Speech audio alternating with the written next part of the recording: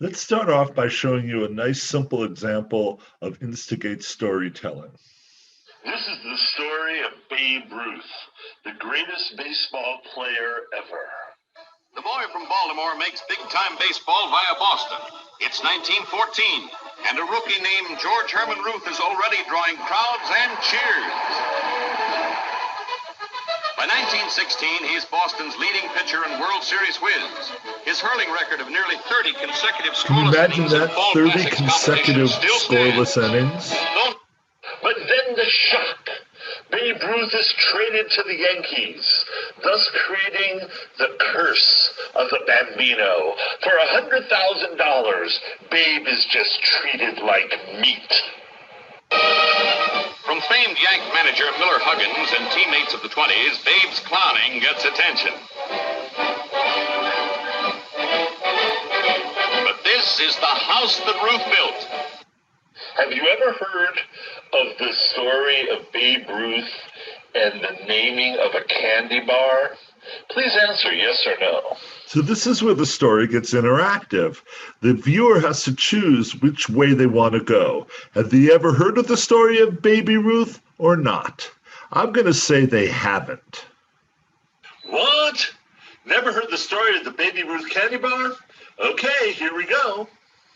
In 1921, Chicago-based Curtis Candy Bar Company repackaged their candy bar Candy Cake and called it Baby Ruth. The marketing of the Baby Ruth candy bar was ingenious. They charged 5 cents for the bar, half of what other candy bars cost, and parachuted candy bars down onto baseball fields around the country. It wasn't a coincidence that the candy bar was called the Baby Ruth, as the Chicago Cubs were the nemesis of the New York Yankees, and everyone hated Babe Ruth. Needless to say, the Curtis Candy Bar Company was on the same block as Chicago's Wrigley Field.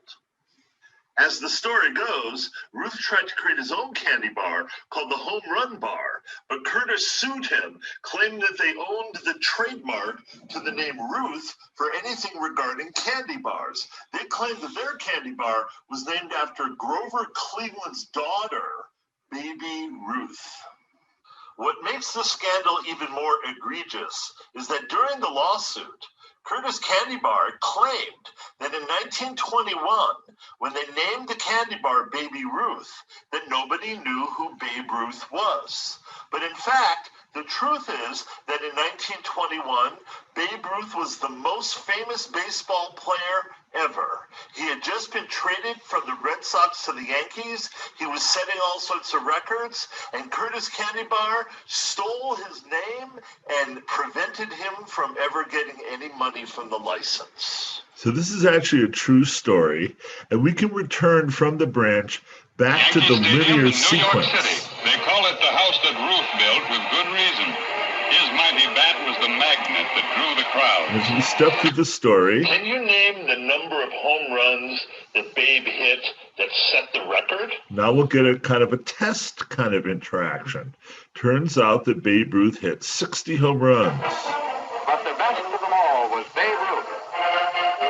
So all of this information is all available right here in the script, and that any user can easily go in, see these files, copy them, and use them in their own being if they want to.